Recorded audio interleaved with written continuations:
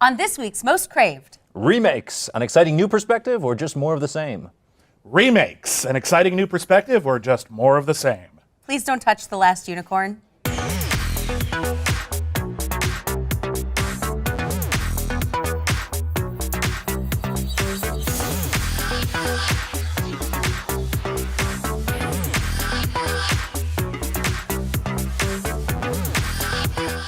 Hey guys, welcome to Most Craved. I'm Jenna Busch with Legion of Leia. I'm Silas Lesnick with ComingSoon.net. I'm William Bibbiani with CraveOnline. Hey, we're talking remakes. Yeah. Yeah. Remakes are not new, but they just keep coming, and I feel like lately they've been touching a couple of nostalgia properties that are making people really nervous. I know some people reacted very strongly and sometimes even negatively to the recent Point Break trailer. And there was the big news this week that Dwayne Johnson is going to headline a remake of Big Trouble in Little China, playing the Kurt Russell role. Yeah. Yeah. Now, here's the...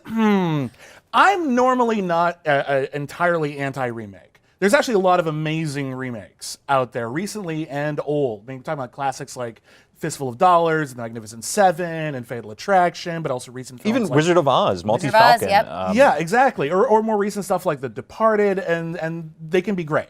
But you have to bring something distinctive and new to it. You have to update the material, recontextualize the material, or at least find a new and exciting way to visualize it. But Big Trouble in Little China is really pushing my buttons, because this is like one of my 5 favorite movies of all time. And so I'm starting to feel that nostalgic fury that I think a lot of people feel all the time when they announced Point Break is a remake. Anger. Well, part of the problem with this and a lot of the remakes that are out there is that some things are very much of their time. And if you take something like this and try to update it and make it grittier, which is a lot of times what they do, it's not going to work. You're going to take all the joy and fun out of it. Well, I think the thing is, Big Trouble in Little China is not a gritty movie. No, it's not. It's actually a very silly movie. Yeah. And I feel like, I'm not sure contemporary remakes of clever movies are doing a particularly good job of keeping that cleverness alive. You look at something like Len Wiseman's Total Recall, which took a very funny, very imaginative, very surreal film and made it very generic and gritty and actiony. And weirdly boring. And because of that, I think very boring. But Big Trouble in Little China was very subversive at the time. It came in at an age of badass cinema where white, muscly heroes were beating up gang members of all ethnicities. And Big Trouble in Little China made that guy, he's the main character, but from the story perspective, he's the sidekick, and he does almost nothing useful the entire movie. Yeah. And I think a lot of people don't even realize that when they watch it for the first time. But I will say this, Dwayne Johnson, if you have to replace Kurt Russell, Dwayne Johnson is a good pick. He's very funny, he's very self-effacing, he's not afraid to make fun of his own image in films like Pain and Gain. I don't know, what do you think? You know, it's a movie that the original film was sort of a cinematic universe that we never got to fully embrace. The Jack Burton character actually appeared in a script for Buckaroo Banzai 2, which was W.D. Richter was the one who came in and rewrote Big Trouble in Little China. And it was supposed to be the same universe, which is a neat idea. That's all the more reason in my mind, like, what? Don't make this a remake, make it a sequel, make another movie. I mean, he doesn't literally have to be Jack Burton. He can be a relative of Jack Burton. He can even be Jack Burton, but it's a sequel. Like, yeah, just now he's playing Jack Burton. Jack Burton got a little jacked. You know, he spent a lot of time at the gym. Okay, he got a lot jacked. Like, Kurt Russell is like one of Dwayne Johnson's shoulders, okay? But like, it's still cool. And that's an interesting point, and I do feel like there was different elements. There's a richness to Big Trouble in Little China. It's very steeped in Chinese mythology, and it gets some of it right and it gets some of it wrong, but it was something that we hadn't seen a lot of in America.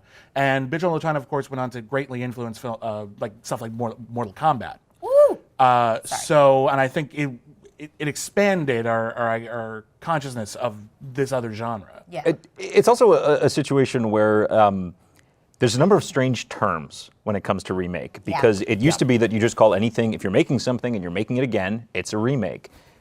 Studios started throwing out terms like reimagining. There's the term reboot, there's readaptation. And the tricky thing is that it doesn't really mean anything.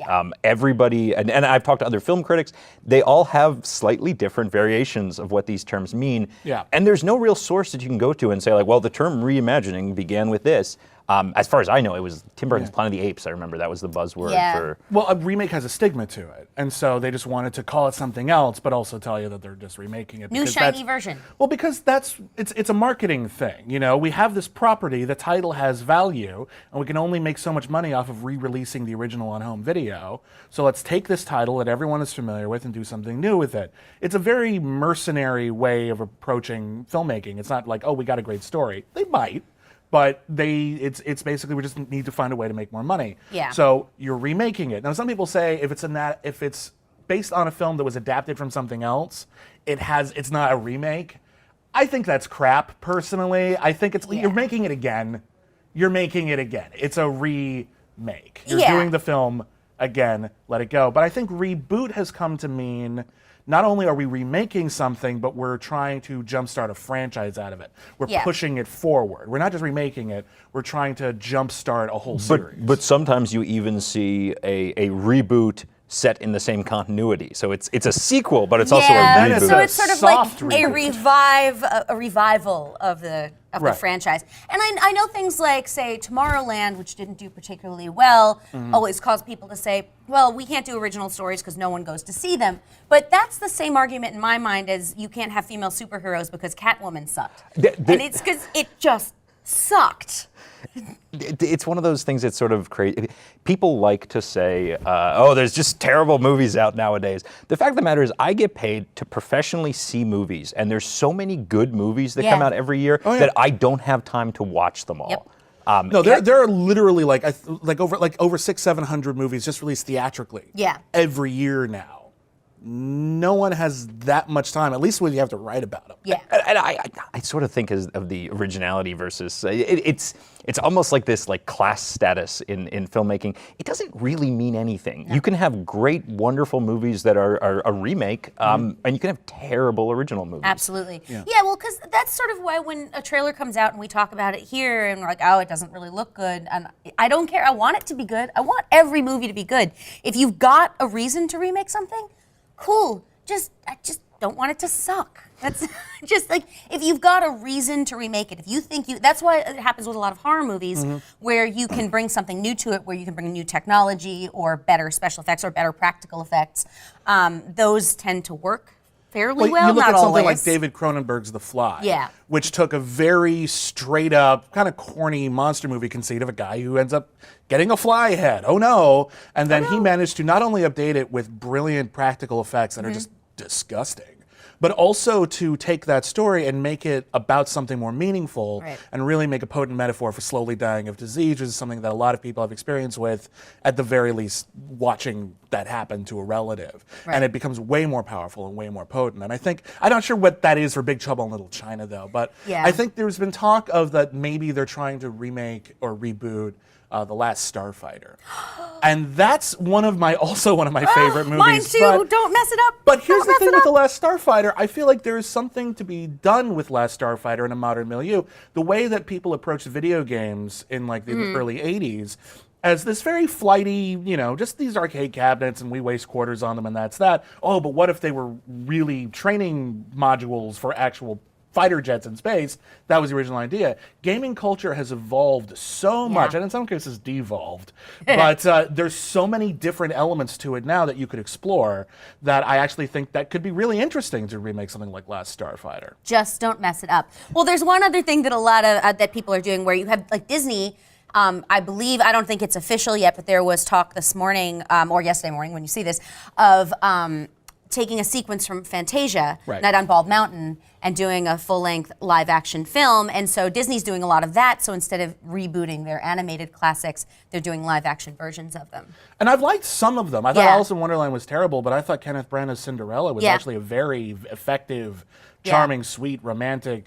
And I mean, there's some irony there in that Cinderella is a very, very literal remake, and Alice in Wonderland is more of a sequel. But it's completely.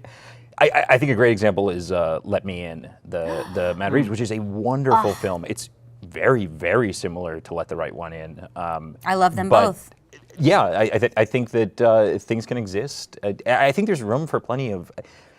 I don't know. I think the reaction, the rolling your eyes and saying, "Oh, how banal," is like that's the problem. It's not the movies themselves. Yeah. Although I have to say, one thing I did like about Let Me In versus Let the Right One In is there was less snot. Because I don't understand why the kid always It was has his cold. nose, but he's 12 or And it's cold knows how out to there. use He's got a runny nose. tissue. It's just always snot. Sorry. boogie. I'm glad that went away. Okay. In the remake. See, you can update things and make them better. You can update things, and I think kind of what we're saying is there's way too much knee-jerk reaction to this, and we all just are trying to make the best movies that we can, and we're all just hoping for the best. So until we see them and until they actually suck, maybe relax, because it's going to be okay. Your life will go on. Big Trouble in Little China is fine. It will always be here. And if anyone watches the new version and it sucks and they think it's great, show them the original and prove them wrong. Yeah, that's Prove good. them wrong. I like it. Prove them wrong. What do you think? Tweet us at Most Craved. Remakes, yay or nay? What should you not remake? Yes. What is sacrosanct? Like, what can't we ever remake? Like, what would be like the last The straw? Last Unicorn. Don't touch it. Tweet us at Most Craved. Apparently, the last unicorn. Yeah.